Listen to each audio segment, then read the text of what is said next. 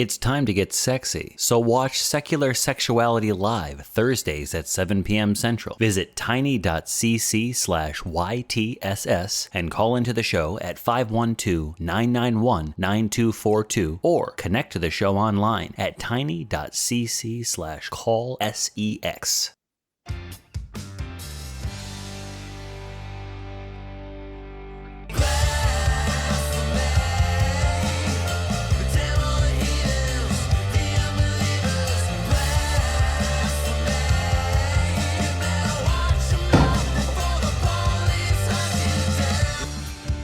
Hello, and welcome everyone to a very spooky episode of The Nonprofits, the show where we discuss the news and the topics of the day from a skeptical humanist perspective. My name is Secular Rarity, and I have traveled a far distance from the realm of Greyhawk to be joined today by a wonderful ragtag band of adventurers, starting all the way on the other side, the fastest gun in the West. Don't ask for citations. It's Richard Gilliver. What's up, man? Hello. I was very excited about doing this with you all anyway, but then I saw Kelley's mustache and I just thought we were going to have some kind of village people reunion going off here, and that made me even more excited. This is going to be a good one. We've got some amazing stories coming up and I'm looking forward to it. I agree, man. And we are always excited when you are back on with us. And up next, a man who, like a dog with a bone, will hang on and fight. It's Kelley. What's up, man? Yeah, great to be here again. Thanks for having me back, SR. I always love doing shows with you. You seem like a decent fellow. Always so much fun, and well, I don't have. Well, let's just say I only have 5 fingers on my left hand, so maybe we can go adventuring afterwards. But up next, finally, our wonderful special guest host comes to us from a, let's say, a hotter place. It's Raphael. How are you, man? I'm good. How are you guys? Thanks for having me. Yeah, we are excited to have you on, and we may have some exorcisms in the future afterwards, but we'll get to that if we have to. But for everybody out there hanging with us live or watching in the future, just as a reminder, this show, The Nonprofits, is a product of the Atheist Community of Austin, a 501c3 nonprofit organization dedicated to promoting atheism, critical thinking, secular humanism, and the separation of religion and government. Definitely something I think we can all get behind. And we've got some good stuff today, folks. We're going to be talking about a couple of different things. A new survey detailing pastors' opinions on Halloween. Then apparently, not only will you be getting candy this October 31st, but there will be a book burning happening in Tennessee. Up next, Joy Behar tells us about some, let's say, adult ghostly encounters. And then finally, we're going to find out whether or not Hocus Pocus 2 releases hell on children. So a Texas mother said it might. But as always with all of our shows, folks, the links to today's topics and the news that we discuss are available in the description below. And a reminder, you can always come to these shows prepared by just checking out the Nonprofits Facebook fan page every Friday night for a list of those articles ahead of time. So if you haven't read those articles, make sure to check the link below. But let's just jump right into it. We're starting off with pastors' opinions on Halloween. And Raphael, I think you're going to jump into this for us, right? Yeah, let's dive in. So pretty much this survey was done by the Religion News Service, and it was the articles from the Religious News Service, and the actual survey was performed by Lifeway Research. In this survey, they polled 1,000 Protestant pastors, or only Protestant, no Catholics, no Muslims, no extra polytheist or anything else. And they asked them what their opinion on Halloween was. And they asked them as a very specific question of, what do you encourage your church members to do at Halloween? So they asked them that question, then they gave them 5 possible answers. So answer one was invite friends, neighbors to church events on or near that day, such as fall festival, trunk or treat, judgment houses, etc. Option two involved building relationships with neighbors who trick or treat. I'm not sure what kind of relationships they're talking about here, but that was that was one of the answers they could uh, tick off on their box. Number three, hand out gospel tracts to trick or treaters. I'm sure they were really psyched to get those when they were trick or treating. Number four was avoid Halloween completely. And then some people had other ideas, so they could select none of these. So overall, 71% chose option one, where they have alternative events. 58% selected make relationships with people who trick or treat. 34% are going to hand out gospel tracts, so they're going to be egged and toilet papered by the end of the night. And then 13% said they're going to suggest to totally avoid Halloween, as well as 8% said none of these. If anyone understands how that adds up to 100%, how that the math there works, let me know. So Kelley, got any ideas or comments on this? Yeah, you know what? One of my first ideas you already mentioned, and that was the idea of giving out gospel tracts to trick-or-treaters. I just couldn't even believe that that would even be a suggestion. And the first thing that came into my mind was exactly the first thing that came into yours too, was these kids, all you're doing is getting kids to go out and egg houses and TP lawn or houses or trees out in front, right? Can you imagine if 1/3 of these Christians that listen to their ministers, the 1/3 of ministers that were telling people to do this, kids would be really, really busy after dark on Halloween. I mean, I know I would have been back in my day. Me and my friends, we would have had a blast doing that, going after those people. So I I just can't believe that they would tell people to do that hand out Bible tracts. Or how do you just ignore Halloween? You know, I mean, there's a bunch of kids walking up and down the street. How do you just ignore it, right? I don't think it's a possibility. What do you think, Richard? You know what? I was thrown off at the gospel tracks bit.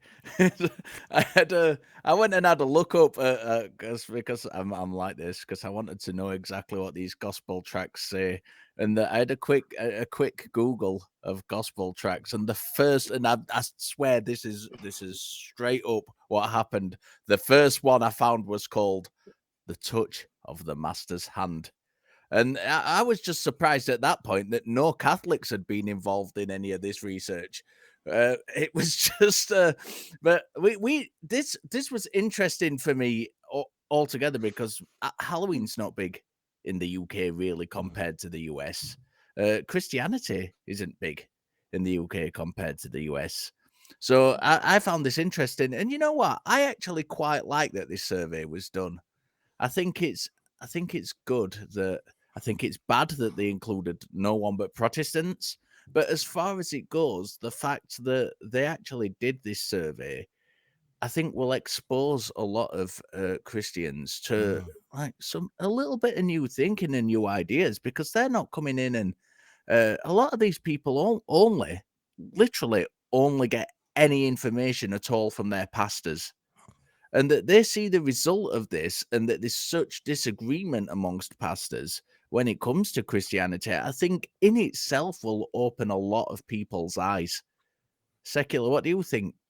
Yeah, I definitely I thought, if you're going the Bible tracks, why not just give out communion wafers at that point? I mean, for fuck's sake. But hey, whatever. Your call, man. I mean, that's a way to make a whole generation just hate the church. Like, oh my gosh, this one time of year we all get to get a bunch of candy and it's so awesome, and then they're just, like telling them no. And anyway, I never had this like trunk or treat thing when I was a Christian, and so that was always something that was really interesting to me. I know it happened, but it was never something that myself or my family was a part of.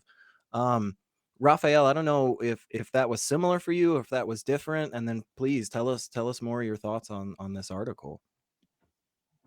Yeah, the trunk or treat is definitely something I've never run across until this article. And then as soon as I saw in this article, I started seeing it other places. So maybe I just wasn't paying attention. I actually wanted to ask Richard why he thought it was bad that they only looked at Protestants. Hmm. But I just think you get a wider picture if you've got a wider, because I think the idea of doing this is a good idea overall. And I think by limiting the people you ask, you limit the kind of responses you get, and you've not got as wide a selection. You've not got a wider field of opinion to pull from. So I think overall it's a really good idea that these people are doing this. I think it's bad that they're not included. I'd like to see it religion wide personally, and get opinions from religious people or from theists. But they're doing it is a good thing. I think people are going to be exposed to a lot of ideas that they've not been previously exposed to. Yeah. See, I personally like that it was focused because I thought that let you, for their purpose of like really just looking at Protestants, because I assume the organization that did it was for like a Protestant organization. It was a Baptist one, I believe it said. Was in the it? article. All right. Well, Yeah. same vein, I guess, on similar levels. They count. But anyways, they count. Yeah, they're people too. But I kind of liked it being focused because that for my purposes, I would like it to be broad, but for the purposes of what they're doing and them putting this information out for their own sect of religion, which, they in theory should be pretty close together, you're going to see more of that difference between I think it's more of a light bulb. They cannot ignore the differences of theirs and just focus on like, oh, the Muslims, look at what the Muslims are doing.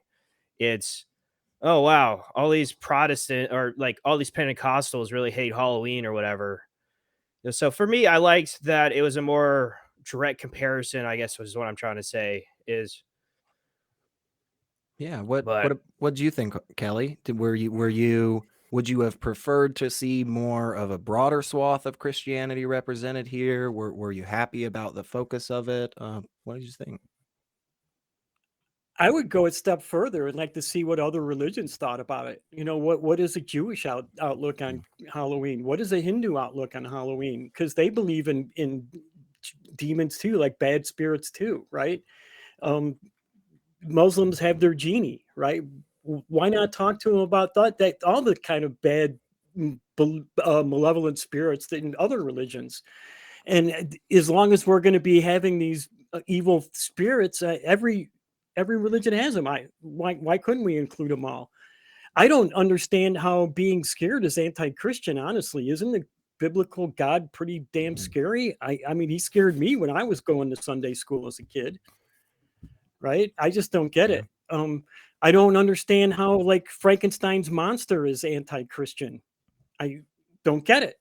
I don't get how werewolves are anti-Christian. I don't get it. Right? It just doesn't make any sense to me. And if you're going to be using that old Christian meme, using the word meme, and it's the old original sense, be in the world and not of the world, then why are they even worried about Halloween anyway? God's going to take care of that. They shouldn't even be worried about it, right? What do you think, Richard? I think one thing that really stood out to me, talking about demons, and you're right, Kelley, they do have demons in all religions, even the traditionally non-theistic religions like Buddhism, there are demons in there as well. So it is a wide and hell realms. So it is and in Hinduism, of course, as well. So there is a wide scope to get a much wider kind of feedback on this. One thing that did make me laugh about this when I was reading through the article was when it mentioned judgment houses or hell houses, which I'm still trying to figure out what they are. It seems like a haunted house for God. And the houses that they have, I don't know whether they set them up in the parking lots or they turned the church into them. I'm not sure, but they depict the horrors of hell. And I've never heard of these before. And to be honest, when I was a teenager, I was into Motley Crue and Slayer, and I would have absolutely loved to have gone and visited one of these hell houses. It wouldn't have convinced me that I was going to hell or that God was real, but it'd have been a really fucking good night out for me and my mates after a couple of beers. So I thought that was a really good idea. I'd love that. I'm all for the hell house. Unfortunately, that's not what it is. But that does sound cool. Yeah, your version sounds a lot better than what they are, I think. And way better. I gotta say, one thing I was actually really happy with, I guess, was the fact that the smallest percentage of people surveyed was the one who said "Oh no, stay away from Halloween because demons and stuff." And I think that probably indicates a good trend, that more and more people are stepping away from these unfounded beliefs in demons and ghosts and stuff. Our other articles may push back on my assertion there, but we'll get to them in a minute. But before we do, Raphael, Just following on from that as well, I saw before we go, I think that raises another good point, because in the article it did say that a lot of these pastors were recommending that their congregation go out and speak to the neighbors. And actually invite them to church or just speak to them on the street and share the gospel. And I think that's a good idea as well. Get them people talking to people they wouldn't otherwise talk to. When the kids are out on the street, all the children are there. It's a nice, friendly atmosphere. You can go and they can have these conversations. And that might be actually a good opportunity for street epistemology to be taking place. That's not a bad thing. There were some good ideas put forward in this article. So, Raphael, do you want to wrap us up on this one? I'll just comment briefly on the idea that things might be getting better that SR brought up briefly. There is definitely, when you take a look at some of the raw data, you see that the pastors that are younger are way more open to all these things. They're more open to having their own events. They're more open to going out and building relationships. They're less open to the gospel tracts that people are going to burn down their house for, and less of them are going to just outright try to avoid Halloween, or tell their congregation to avoid Halloween altogether. So I think hopefully this is a good trend, that we're going the right direction, that either at least people are becoming more aware that this is something important to culture, and they're becoming more secular. So hopefully that is the trend we keep seeing. And that's all. I think we can just end it right there. I think that's a great way for us to move on. I'm always a fan of ending on a high note. So with that, we have to shout out and give a massive thank you to all of the veteran and new viewers out there for getting us over 11,000 subscribers. That is awesome. That means so much to us. And thank you so much to everybody that has already done that. But if you haven't subscribed yet, well, just do it already. You get to be a part of a cool, super cool club, and you get to help us just get a little bit more attention on some of these really important topics that we talk about. So once you've done that and you've subscribed, you hit that like button and ring that bell so that you can always know when there are super cool things going on the Nonprofits channel. We post stuff almost every single day, so definitely come and hang out. And then, Sundays at 3 p.m. Central, we're all right here having a good time with the premiere. So that being said, just remember, it's so easy. It's so easy to do. And you can share this link to all your friends and family, to coworkers, to people you just meet. I don't know. Why not start up a conversation by saying, hey, one of my favorite channels is the Nonprofits. Maybe you'll make friends. But if you don't come at me for that one. Sorry. No, but get the word out, people. Help us out, because that means we get to do so much more with those fundraisers, and that is always super helpful to us here at the ACA. And if you didn't know that the atheist community of Austin has another YouTube channel, well, now you freaking do. The Atheist Experience Network is a channel where you can find all of the ACA shows in podcast only form. And you can subscribe at tiny.cc/AEN podcast to listen to episodes of this wonderful show, The Nonprofits, The Atheist Experience, Secular Sexuality, Truth Wanted, Talk Heathen, and all of the freaking awesome shows that the ACA puts on. So don't miss anything. Go subscribe to that channel already, folks. But Kelley, it sounds like you've got something interesting to talk about. Something about it's getting hot in Tennessee, or what the heck is going on? Yeah, it sure is, and it involves our good old buddy Greg Locke. And this story was brought to us by the amazing Hemant Mehta, who always deserves an applause for the work that he does. But our good old friend Greg Locke of the Global Vision Bible Church down in Tennessee, he's going to have his second book burning of the year. He had his last one back in February, and they're going to do this one on Halloween. And he's telling everybody to come on, bring down all your horrible demonic stuff so that they can burn it. And he's got a list of stuff that just kind of threw me off. He's telling people to bring dream catchers, spell books, healing crystals, yoga related nonsense, rings, pendants, aprons, Shriners hats. All of it's cursed, he says. He wants you to clean out all your satanic symbols, board games, Catholic statues, rosary beads, tarot cards, and demonic games like Dungeons and Dragons and Pokemon. Oh shit, I'm going to hell. Oh boy, it's unbelievable. So I honestly, I don't know how this guy still has a following, to be honest with you. I really don't. It just goes to show you how large the community of delusional or indoctrinated people actually is. I'm actually surprised they're not burning witch effigies too. Like they didn't call for it because, burning witch effigies is an old-timey Christian sport, isn't it? No, wait. They weren't burning effigies, were they, Richard? No, they weren't. No, they weren't. This is it's Greg Locke. What can we say?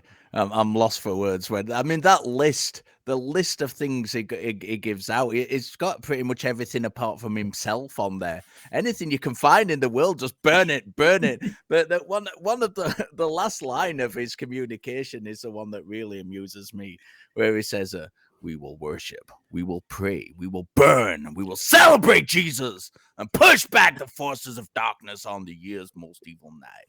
We are children of the light, and we will not tolerate darkness." He's gone full on fucking super Christian for this one, hasn't he? It's amazing. It's outdone himself. Greg Locke is always a source of great amusement for us here on the Nonprofits, but I think on this one is outdone himself. Raphael, what do you think? I just never know what to think of Greg Locke. He's just out of his mind. But I like that yoga mats and yoga stuff somehow always gets put into the occult. It's like God wants you to have tight hamstrings. There's no stretching allowed. Throw that shit away. Just burn it right now. Have bad health. No stretching, because there's no stretch that doesn't come from yoga at this point. So just sit in your lazy boy and just chill. Don't move. Yeah, I did like the line where it says, "Burn the dream catchers, spell books, healing crystals, and yoga related nonsense." Because two thoughts came to my mind. The first one was, is Greg Locke just going to burn a bunch of yoga pants? Like that seems like I don't know that there's any biblical excuse there or anything, but okay, fine. And then the next thought that I had was, wait, is he telling people to burn their crystals? It's like I don't think you understand as much. I don't think you understand what these words mean, basically. Kelley, tell us some of your thoughts on this. Was there anything here that you thought was worrisome? Is this just something to laugh at? I mean, what do you think? Most of this show was just stuff to laugh at, which I think is great. But to further your point a little bit farther, if people do come and throw all their healing crystals in the fire, there's going to be a bunch of crystals left over after the fire because they're not going to burn very well. And I do have a lot of thoughts about this, but one of my thoughts is back in the 1960s, some of us may remember those days. I was born like right around the founding of Rome, so I remember that. But John Lennon said that Christianity will go, it will vanish and shrink. I needn't argue about that. I'm right, and I'll be proved right. We're more popular than Jesus now. I don't know which will go first, rock and roll or Christianity. Jesus was all right, but his disciples were thick and ordinary. It's them twisting it that ruins it for me. And when he said that, churches across the country, all across the United States, came out against the Beatles. They were sponsoring Beatles record burnings. They were getting kids to pile up huge piles of records and burn them. I've seen videos of it. I'm not sure it was happening everywhere, but I've seen at least 3 or 4 different places where it was done. And Beatles record sales actually skyrocketed. People were going out buying the albums just to burn them, right? So I'm just saying, if Greg Locke comes after your work, maybe it's not such a bad thing. It might be really good for your sales. You know, I don't know if I could make a bunch of extra money just to watch my own work go up in smoke, but I'm not everyone. You know, if you're motivated by the money, think about getting on the Greg Locke's bad side. So, Yeah, I thought that and too. also, Oh no, go ahead. did Please. you? No, I was thinking also that now I just threw me off. Go ahead. Go Yeah, it's ahead. I'll okay. come back Just, to it. I'll say real quick, and then we'll go to Richard because I know he has more thoughts. But yeah, my thought on the like burning the Ouija boards and stuff was like, if somebody actually does bring a Ouija board to burn, does that mean that they're admitting that they've had it this whole time? Because that feels like probably more of an issue from Greg's perspective, right? And if they did just go out and buy it to burn it, then it's just kind of like, I'm really confused by this. I'm just. Anyway, Richard, what are your thoughts on this, man? What else you got? Yeah, on the back of what Kelly's just said, I think my next get rich quick scheme is just writing a book called Greg Locke is a Dick. So he just buys a load of copies and burns it. And look, it's very, very easy. It's very easy just to have a go at him because he is an immense idiot. And you know, Greg, I hope you do watch this just so you can hear me say you're an idiot. You're an idiot, Greg Locke. You are an idiot. You are an idiot. Idiot. You, sir, are an idiot. But I think, look, this, in all seriousness, there is a dark side to this, and that is that he's getting very, very, very, very close to dangerous cult leader here, because it's not just saying, come on, let's burn these books, let's burn these records, let's burn these Ouija boards and every other item he's got on that list, which is immense. Go into the article and read it, people. There are lots of things. Maybe even you're on there. But he's even challenging the authorities, and that's what's scary about it. He said in this communication that it's his church property. He can do what he wants from it. He knows that the police might be called. He knows that the fire department might be coming, and he's challenged them. And he said, "There's nothing you can do. This is my property," and that's scary. That is where he gets to kind of really, really dangerous cult leader. Raphael. I agree with everything you just said, Richard, but I'm going to change it to a more ridiculous question. Hypothetically, if you were still a believer, but you didn't believe in burning stuff, would you still show up because you like to burn stuff? You know, because I think when I was still a believer, I would think burning stuff is stupid in the context of let's burn some Ouija boards. But I also think a big bonfire where we're burning crazy shit could be fun. I don't know. Just a thought. No, I see where you're coming from on this. Yeah, and I think this is one of those things to me that seems so obviously to be a stunt, right? I'm never a big fan of trying to assess how sincere somebody is when they express their beliefs, because I always try to give everybody the benefit of the doubt, right? I always try to be real charitable. But when I see Greg Locke yelling about stuff like this and freaking out on various, social media platforms, I don't think he's allowed on most of them anymore, which is probably a really good thing. But it always just makes me feel like it's an act, Especially, I mean, he called out Catholics in this too. He said, bring your Catholic statues and your rosary beads and all this stuff. And I mean, let's be honest, Catholicism isn't far from just straight up paganism. They're practically the same thing sometimes. But I mean, Kelley, what else do you think on this, man? Do you agree with Richard that this is kind of a bad situation, getting worse? Is this something we really need to be paying attention to? Oh, definitely. He's not only challenged the local authorities, he's challenged federal authorities too. He's came out and challenged the IRS in the past. So, I mean, I don't think he's becoming a cult leader. I think he is a cult leader. And there's no doubt about that in my mind.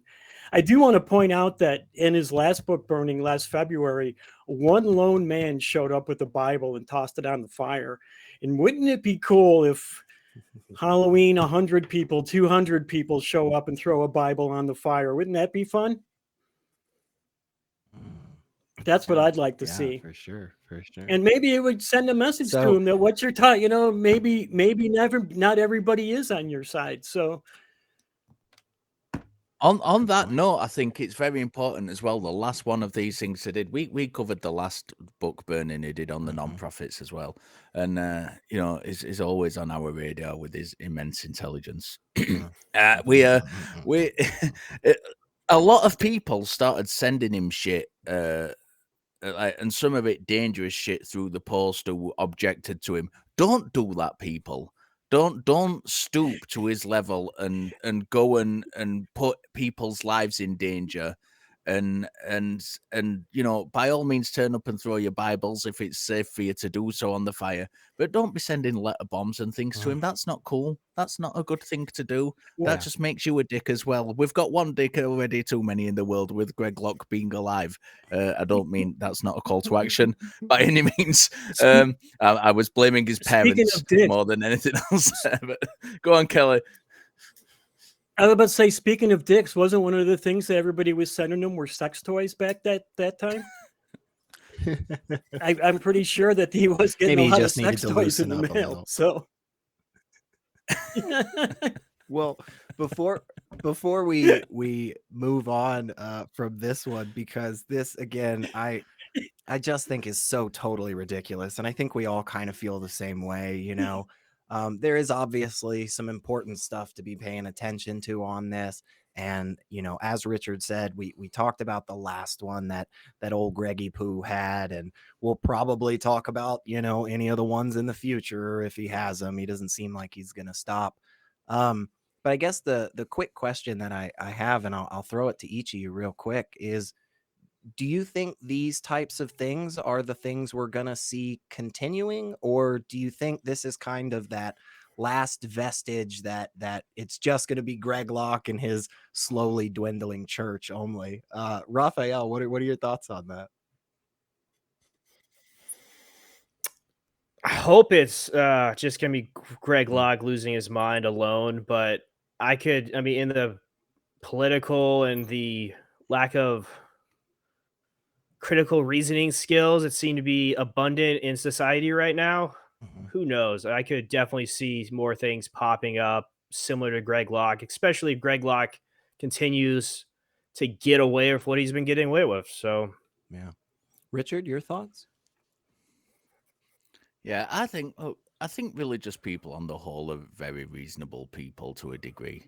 I've know a lot of religious people. I have a lot of interaction with a lot of religious people, both as friends and academically. And I get on with a lot of religious people. Most of them aren't just batshit crazy people who burn people's books. There is, as Raphael said, there is a growing movement over in the US, I think, of politically motivated religious people, and I think if we see this shit increasing, that's the arena it's going to come from.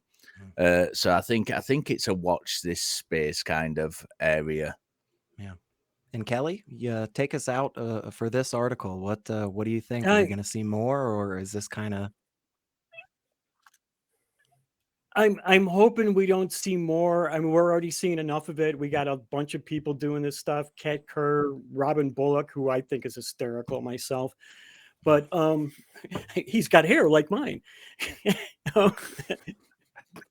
But I don't, and I do see it expanding a little bit because of that Christian nationalist movement, and it kind of just fits right in with it.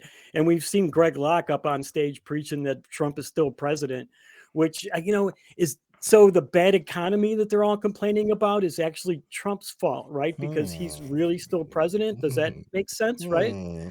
That might So be too logical. I'm hoping it doesn't. Yeah, right. Yeah, it might actually be. So I'm hoping we don't see it spread more, but unfortunately, I think we are seeing it spread not as quickly as it was because people are starting to catch on to it. We're seeing it more in the news. We're seeing it more in social media, and people are starting to stand up to it.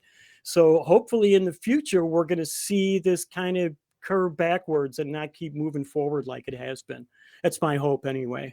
Yeah, I think I can second, third, fourth, fifth, however many, I can just agree with all of y'all on that. So hopefully that is the direction that we go.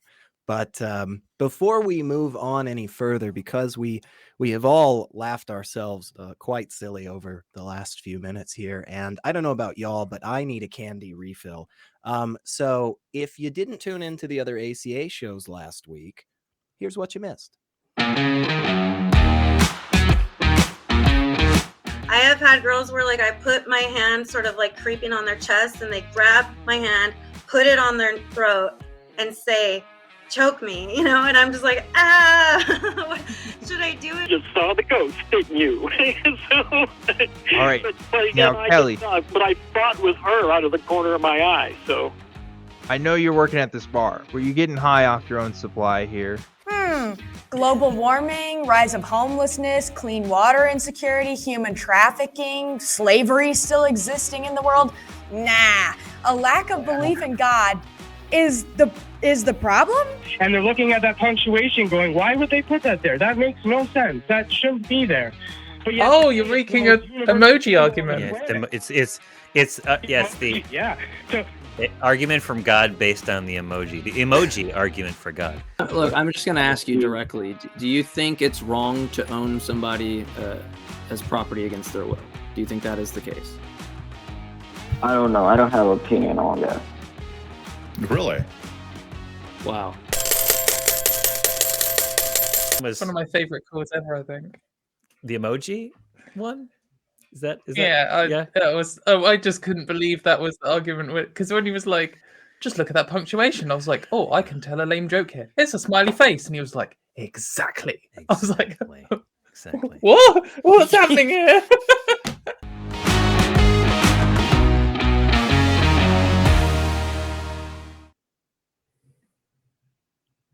And we are back, folks. And just as a reminder, if you can arrange to be in the Austin area on November 20th, consider joining us in the studio audience at the ACA Free Thought Library for live broadcasts of Talk Heathen with Objectively Dan and Forrest Valkai and the Atheist Experience hosted by Forrest and Christy Powell. So doors open at noon on Sunday, and if you get there early, you get a better parking spot because once the lot is full, parking is where you can find a legal spot, folks. So if you can't make it there this month, that's okay because we will have more broadcasts live from the library the last week of every month. So keep watching this show. Make sure to check out our website, atheist-community.org, for all the news and information as we expand our in-studio offerings in the future. And with that, we are about to get into something that is a little bit different here, Richard. What the heck was going on The View the other day? Look, before I even begin this, I want to say that this is brilliant. I'd not even read the article when I wrote that in my notes because just the title alone was enough for that. This is an article from people.com and that was published on October the 20th, 2022 by Stephanie Wenger. So Joe Behar, host of The View. I'm British. I have no idea who either the woman is or what the show is. but I envision it being something like Britain's Loose Women. And if you've never seen that, go watch it because that's equally stupid.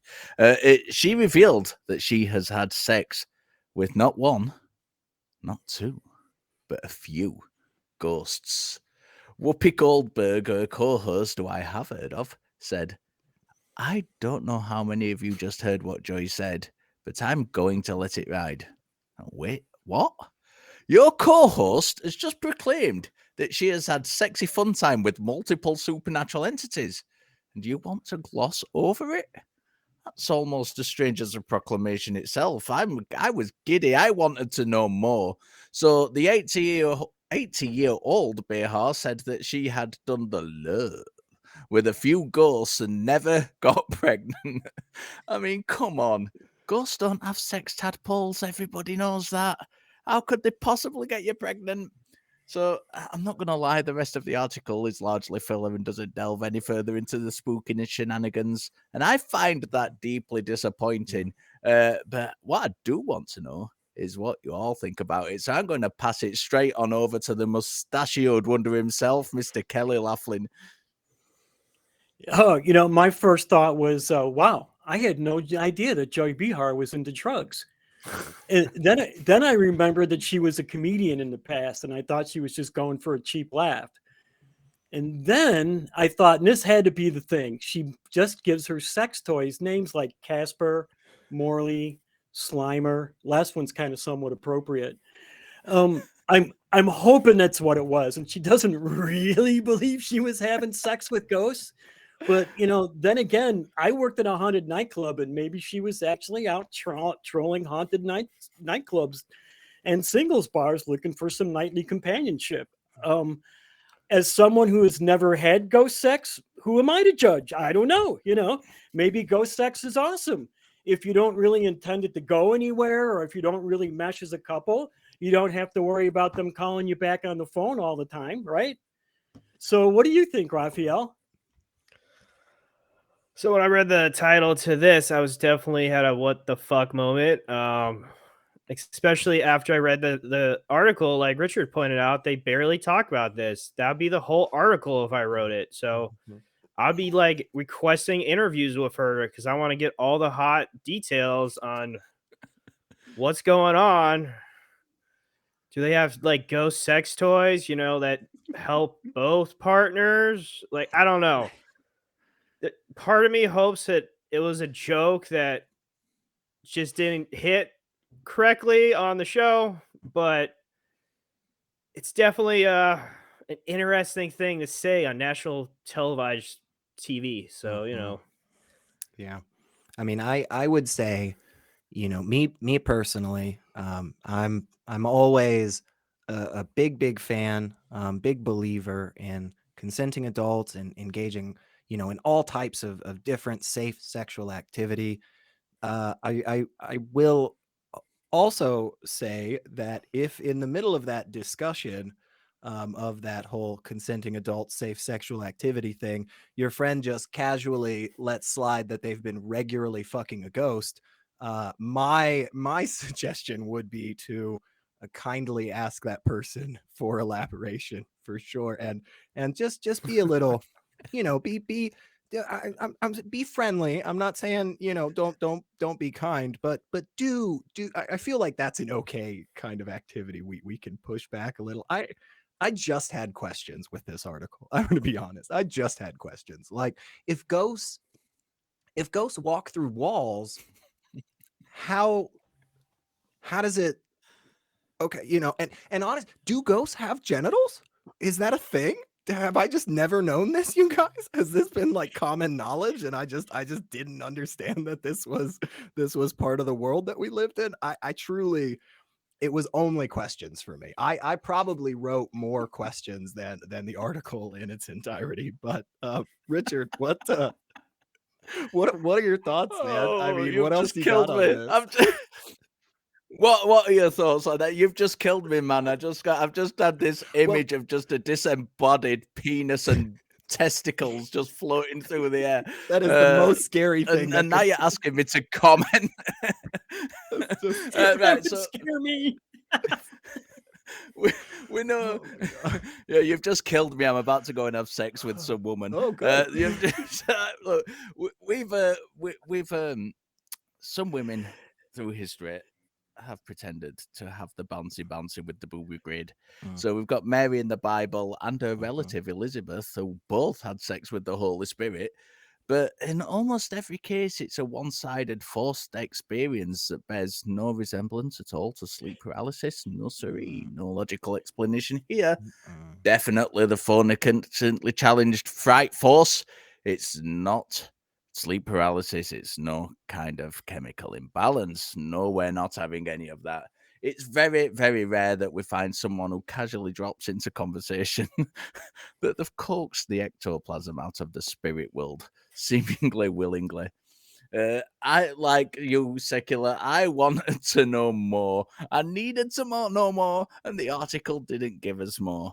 I find that deeply, deeply disappointing. Kelley.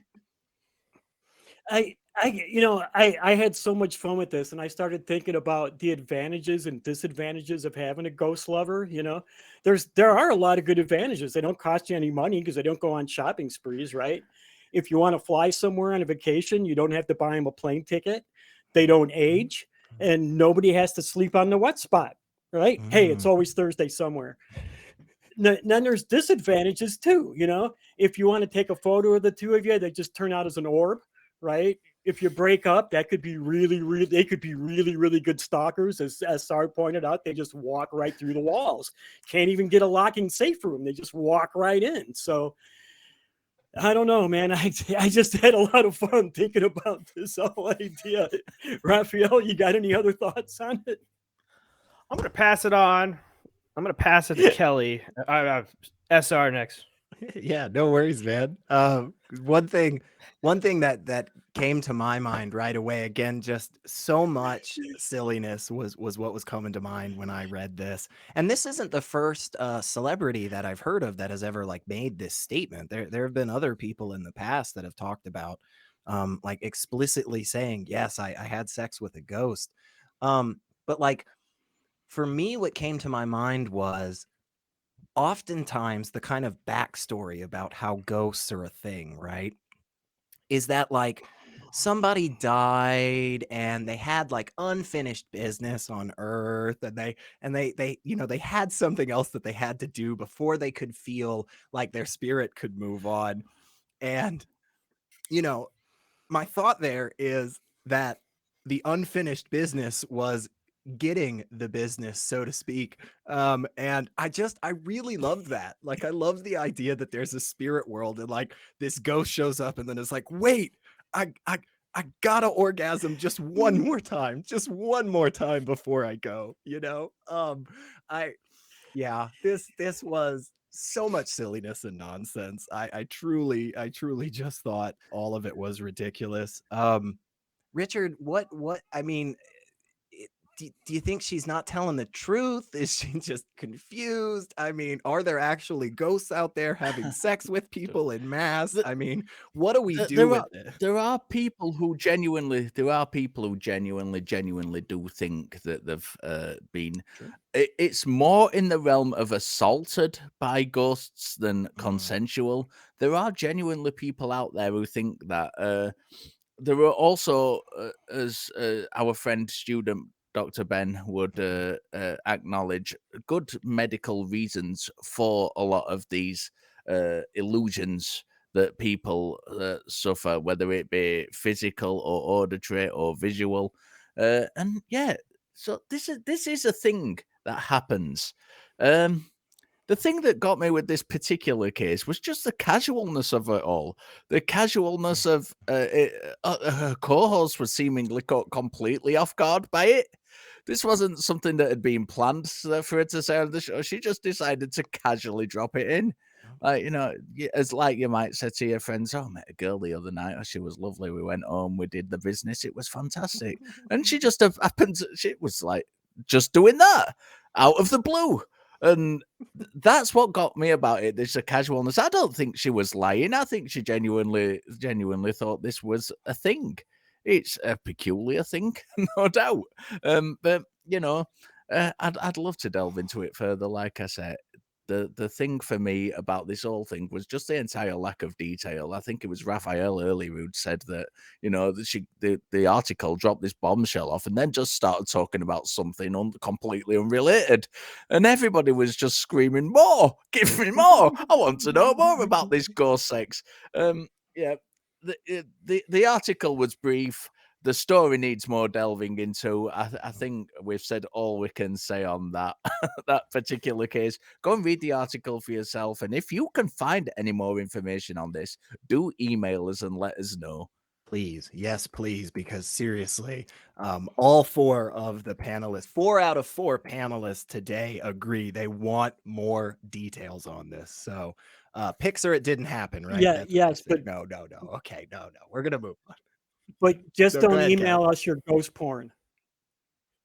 I'm just saying, just don't Absolutely, email yes. us. No, your do ghost email porn. us your ghost phone. Absolutely We will talk to the executive producers after the show. You may never see any of us back on this show again, but before we get canceled live here, I got to remind everybody that you can become a member of this channel, this wonderful channel where we talk about ghost sex in all its entirety for as little as 99 cents a month. All you got to do is click that join button below this video, and that will give you access to those super, super special chat emojis.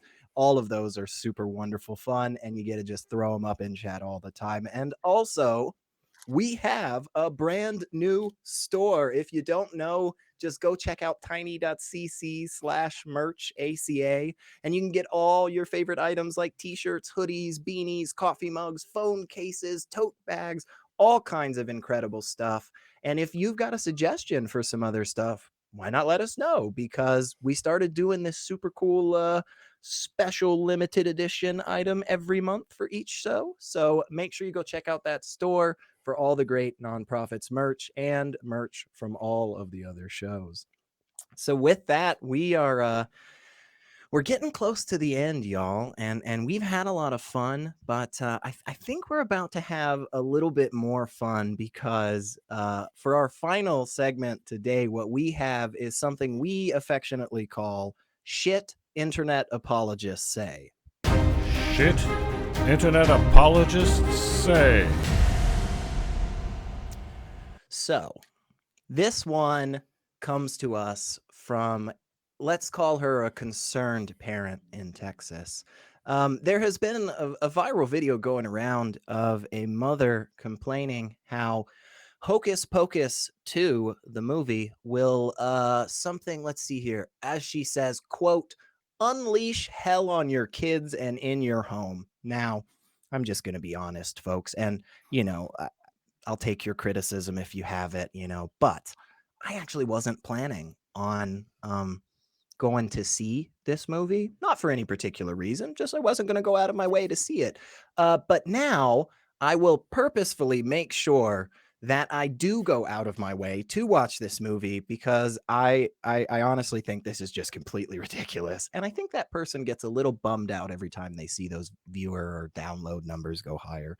So yeah, this is the same old crap. I think we've seen time and time again of people fear-mongering and freaking out about some satanic, demonic, evil, whatever. If they're not coming for you through your Pokemon cards, it's through the newest Disney kids movie. So, Raphael, what did you think about this? Are you worried about unleashing hell on your home with this movie?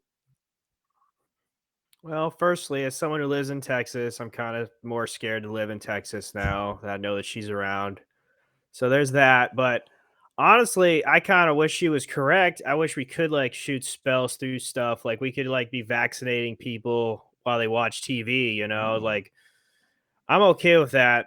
I guess hell would be bad, but in general, if we could shoot things through TVs, like hook them to photons and just let it fly, I'd be up for that type of experience watching TV. But overall, the article was, you know, besides the clearly we don't agree with what she's saying, what jumped out at me was they were claiming that people were threatening them after they came out with their TikTok video. So that I'm not a fan of. You know, we don't need to be threatening people who are coming out and saying these things. We need to be educating and like having some kind of understanding of that. These people have come from a background where magic is real. You know, these things are tangible things that can happen to people. So, witch on TV can equal witch shooting a spell at them because they believe in lots of either, you know, conspiracy theories on top of magical thinking, on top of just poor critical reasoning skills, probably induced by, you know, a lifetime of indoctrination. So, you know, it's easy to make fun of these people. And on some levels, I think they should be made fun of because it's kind of, you know, ridicule can be a tool sometimes. But we don't need to be threatening them if that's really what's happening to these people. Because on some levels, these people are victims of what their family did to them. So, Totally. So Richard, do you have anything to add to that? Yeah, I want to piggyback actually on what you've said because I'm pretty well known, I think, for being a one-trick pony and talking about education, and I agree with you that religious people aren't our enemies in this struggle. And the article tells us this, where Washington-based evangelical Lutheran pastor Paul Eldred, he's got a degree in biblical and liturgical studies from the Lutheran School of Theology at Chicago. And he echoes my own sentiments from the Locke article when he says that witchcraft is, and I quote, a label that we've thrown at things we don't understand or that terrify us. This type of fear comes from a time in our history when we were motivated by fear, and it doesn't stand up to really enlightened thinking. And, you know, I'm totally with him.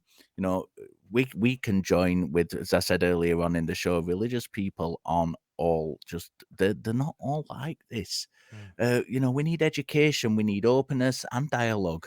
And as we've seen, we need people in those communities where critical thinking can be lacking to be willing to widen the scope of interaction and point out where their own communities might be making mistakes. Spells can't jump out of the TV, people. It's true, they can't. And we shouldn't be having to tell people that in this day and age. I think something is very, very, very broken in society, and that something, by and large, is education. Kelley.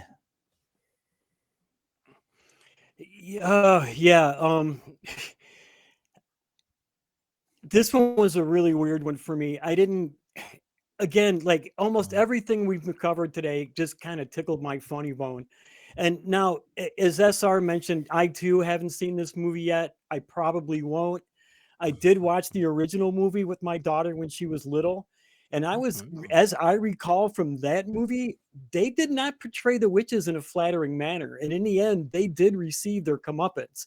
And I don't know how that's not a bad thing, even if you're Christian kids. Why is it a bad thing to learn that you can defeat the evil witch, right? I don't get the problem with that. And I don't understand why somebody would think that there's a spell that'll reach every single person through the TV in the same way. I mean, most magic is if you know anything about magic, a sympathetic magic has to do with a particular person or a particular thing, right? And I don't know how they even can think that there's some kind of spell that affects tens of thousands of people through their TV. And I started out wondering if Joy Behar was on drugs, and now I'm wondering the same thing about Mrs. Gooch here. You know, her quote from the article, they could be casting any type of spell they want. Anything can be coming through that TV screen into your home. And I can't really believe that she believes these three actresses are really witches, can't she? I just can't. It just blows my mind. I can't fathom it. Raphael? Yeah, sure.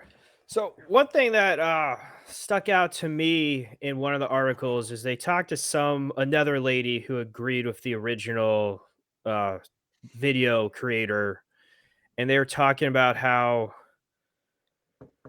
they didn't want to glorify human sacrifice, which I thought was interesting, given that they have a religion that's kind of founded on some sacrifice of, someone that could have been human, maybe not have existed, could have been half human, half God or whatever. So I thought that was an interesting take of, sacrifice is only good in the context of whatever religion, whatever part of the Bible they're following, since, there's all types of different sacrifices in that book.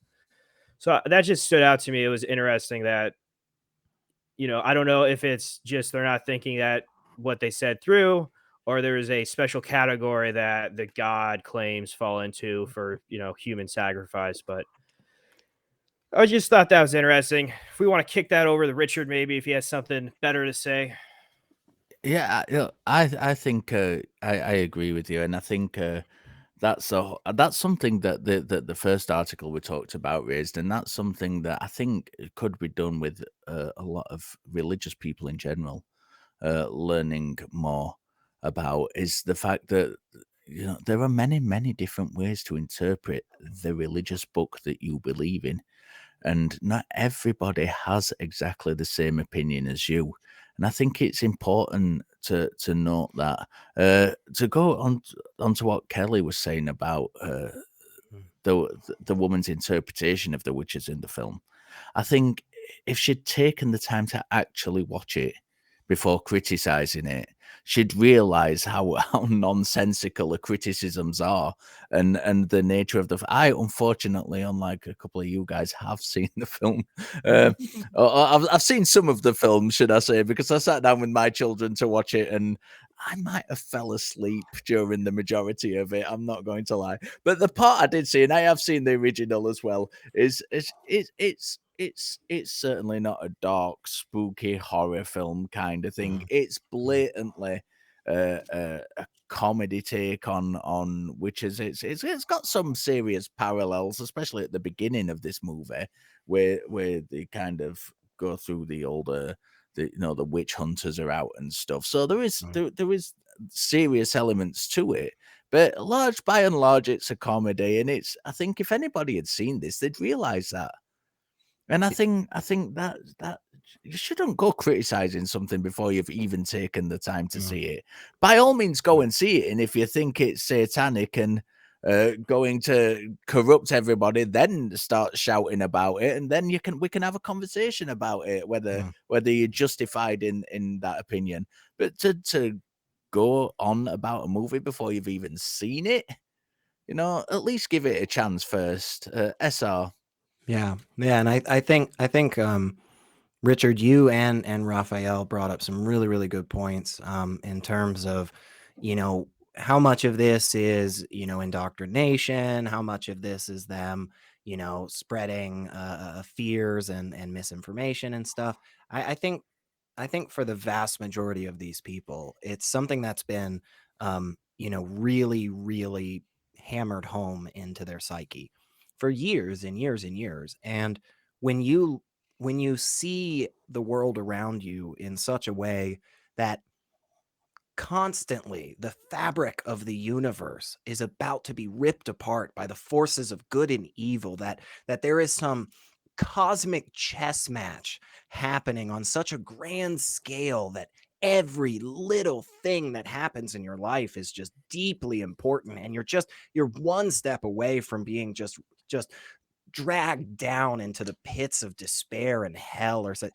That type of thinking is not healthy. It is not a good mental state to be in, because you become so hyper observant on everything, and you are always in this anxious, agitated state that honestly it must be just freaking hell. It really just must be, because that type of thinking is just corrosive, and it'll eat away at absolutely everything you do.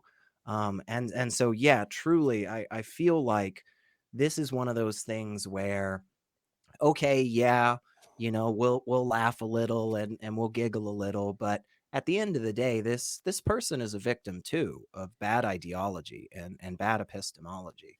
And that shouldn't be something that we forget about or push under the rug. Kelley, do you have any other thoughts? Yeah, I don't know if anybody actually watched the interview she did with the local TV station, but it was great. And when she's talking about how witches are harvesting children for blood sacrifices, she has this look of pure joy on her face when she's talking about it. And that was like really creepy and scary to me. Scarier, way scarier than the movie is, right? And it made me wonder if she was making this idea go viral about the movie so it would throw suspicion away from her, because she really seemed like she was enjoying the idea, right? I don't want to bad talk her, but man, it was just really weird in the interview. And then she says, if you don't agree with the original post she made, then maybe this post wasn't for you. And I thought to myself, yeah, you're right. Maybe if you're a rational thinking person, this whole idea is definitely not for you, right? And at the very, very end, she says, you have to think for yourself, even overthink it. I saw that, and all I could think to myself was, Jamie, you need to take your own advice here. You really need to rethink all of your thoughts on this. So, yeah, I mean, that's about all I have to say on it. I just couldn't believe that she didn't follow her own advice on this one, right? Yeah. Yeah. Richard, any other thoughts before we wrap up the whole show? Oh, you might be muted. That's okay. Hey, I've done it, Johnny. There you go. That, ladies and gentlemen, in the industry is what we call a Johnny Angel. You are wearing the hat. So. I'm wearing the hat. We education. I'm gonna bang on about it forever. I do it on every show I'm on, and I'm never going to stop doing it. And I make no apologies for doing it. That has been, look, whether it's been for good or for bad, that I think that for me has been the overarching theme of this entire show. There's been we've talked about some good points of people where people may be educated, and we've talked about bad parts where people need educating. And that's what we need to do. We need better education, both in Britain and the US. We need better education systems. We need to get critical thinking more on the agenda. We need to teach people that skepticism isn't cynicism, and it's not a bad word. One of the things, this is Halloween, and I have been a skeptic in a ghost hunting group before, and that amuses me so much that every ghost hunting group has its resident skeptic. Why aren't everybody in ghost hunting groups skeptics? We should all be skeptical. It's not a dirty word. It's, use it. Use critical thinking and skepticism in your lives, people. We need it. We do need it. This is not just a fad. It's not just something that is cool to talk about on the internet. It's something that's needed in society overall.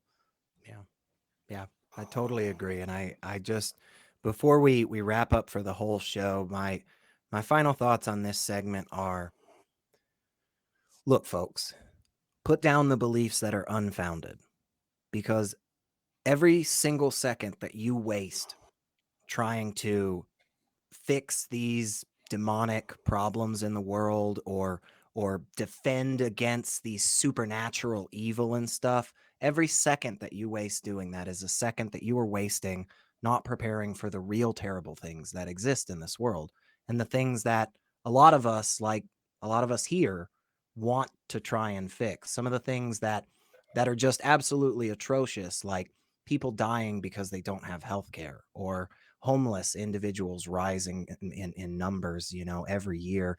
The fact that our schools and our hospitals are crumbling in some parts of the United States or the world at large. These are the things that are real and they're demonstrable, and we can do something about. So put down the unfounded beliefs and go ahead and join our team, I guess, But before we head out entirely, I gotta remind everybody about the awesome fan-run social media outlets here. You can find most of the nonprofit hosts on the atheist community of Discord by going to tiny.cc/ACD Discord and on Facebook at tiny.cc/FBNP. And if you'd like to support the show, you can do so in a bunch of ways, but one great way is just by becoming a patron at tiny.cc/PatreonNP. And if you find yourself already shopping at Amazon, you can support the atheist community of Austin by shopping at smile.amazon.com and selecting the atheist community of Austin as the beneficiary. So be sure to use that link to help us out here, because it always means a bunch to us and we really do appreciate it. And of course, we want your feedback. We want to know the things you liked. We want to know the things you didn't like.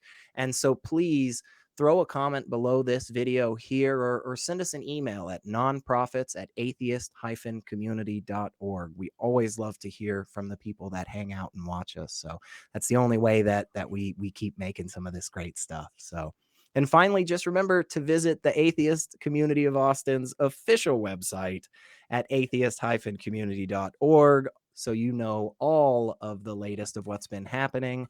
And feel free to contact the ACA directly at tv@atheist-community.org. So definitely, we are excited. We always love that feedback, and we had a great time today, I think, y'all. Let's go around. We'll get everybody's final thoughts, and we'll go trick-or-treating or whatever the heck we've got on this schedule next. But Richard, give me your final thoughts. You're muted again, Richard. We're not gonna let you come back and play if you don't.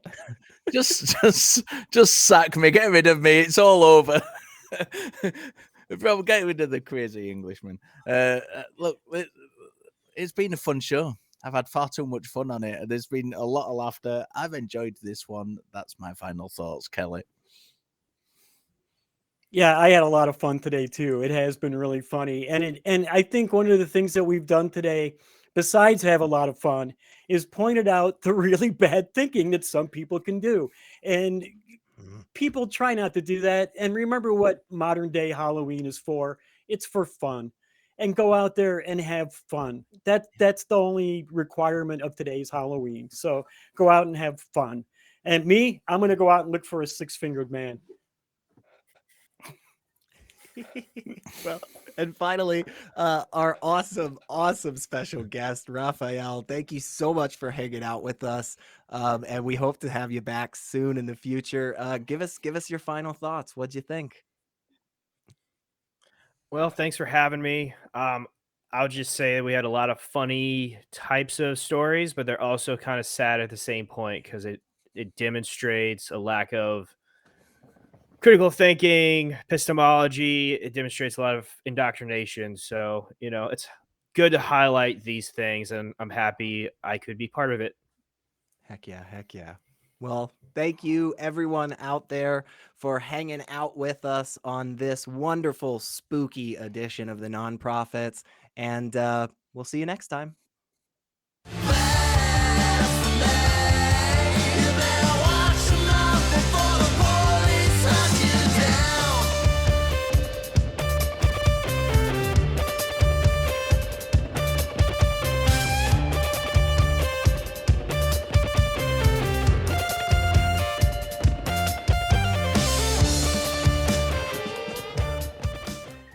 Watch Talk Heathen live Sundays at 1 p.m. Central. Visit tiny.cc/YTTH and call into the show at 512-991-9242, or connect to the show online at tiny.cc/callth.